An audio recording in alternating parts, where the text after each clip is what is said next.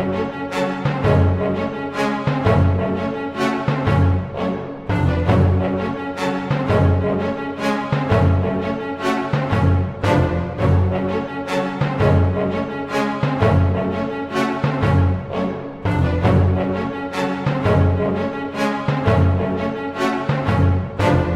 from it, we will give you all the leeway subject to the orderly conduct of the proceedings in this court. We will be very lenient, but we must see to it that there is some order in the proceedings. Thank you very much, Mr. Senate President. Thank you. Yeah. The defense, please. Mr. President, before going into my rebuttal statement, Your Honor, kindly allow me to make a short manifestation in connection with some of our actuations during the entire proceedings, Your Honor. You have you have 3 minutes. There were quite a number of times, Your Honor, that when something is said or argued, we wanted to take the floor already. And this is because we were accustomed in judicial proceedings. But we noticed that in the proceedings before this honorable body, Your Honor, before one could be recognized, there must be some sort of permission to be sought by the floor leader.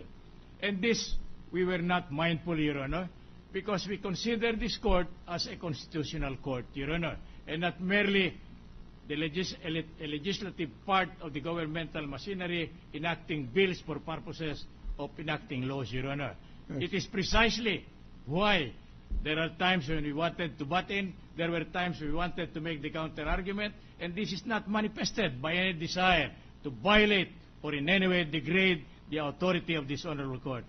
It was never intentional. It is probably because of our training as a judiciary man and also before the Court of Justice, Your Honor. Now, that is noted, but I would like to assure you that henceforth you may address directly both the prosecution panel as well as the defense may address directly the chair whenever you want to say something in connection with the ongoing proceedings. Thank you, Your Honor. Thank you, Your Honor. Now, there were some sort of a statement or manifestation on the part of the Honorable Counsel for the private prosecution, Your Honor, that apparently there was an authority granted to the prosecution to make a realignment of the different articles of impeachment which will be the subject of their presentation of evidence. This I fail to apprehend, Your Honor, because we were made to understand yesterday, and it was our impression that the entire proceedings will be governed by what appears in our pleadings, Your Honor. They started with grounds number 1 and so on down the line. When we were made to answer, Your Honor, we were laboring under the assumption that this order of allegation will be the same or carried through in the presentation of their evidence. If there will be any alteration, Your Honor, if there will be any deviation from this, permit me to say, Your Honor, and with due apologies to this court, that there will be a violation of the constitutional right of the respondent to due process, Your Honor. Why? Because he had been duly informed of the matters that will be taken up, the sequence thereof, and the presentation of evidence, Your Honor. We wanted to believe, and we asked permission, that they were not joking when they made this statement, when they made these allegations, Your Honor. They were embodied in here. There were solemn assertions and declarations upon which we could rely, Your Honor. So there is no reason as to why the order of presentation should now be changed, Your Honor. Now, I seem to hear yesterday, Your Honor, that the purpose is allegedly number 2, which deals with SLN and the illegal wealth, Your Honor. It's more paramount to them because apparently this is the demand of the public, Your Honor. I do not subscribe to that kind of a reasoning, Your Honor. I hope they pardon me for this because we are not dealing with these impeachment proceedings in order to satisfy the public, Your Honor, in order to satisfy the common man. In fact, it is very clear under the oath of the members of this honorable tribunal that this impeachment complaint or this impeachment proceedings shall be done with utmost impartiality and with due respect to the Constitution and the law of the land.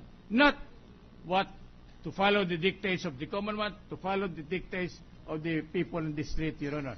Now, may I be allowed, Your Honor, to say why we are not amenable to the deviation from this rule. First, the issue of Article 2, Your Honor, which is allegedly disallowed illegally acquired wealth, Your Honor, is or could be found in page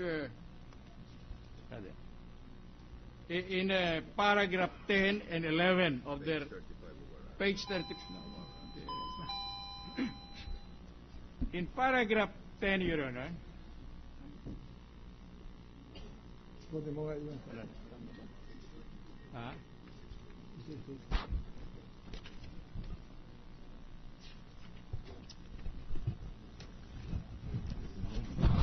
Go ahead.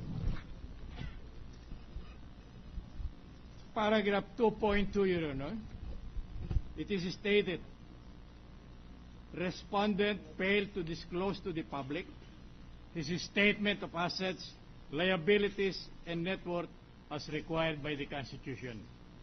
If we go deeper into the import and denotation of this particular allegation, the essence of the imputation is the failure to disclose. Nothing mentioned about the problem of illegally acquired wealth. Paragraph 2.3, it states, and may I be permitted to read for the record, Your Honor, and by way of emphasis, it is also reported, we underscore the word reported, that some of the properties of the respondent are not included in his declaration of assets, liabilities, and net worth in violation of the Anti-Graft and Corrupt Practices Act. I'll give you an additional 1 minute to wind up. Thank you, Your Honor. Paragraph 2.4 says, respondent is likewise suspected and accused of having accumulated ill-gotten wealth, acquiring assets and so on, with huge deposits. It has been reported.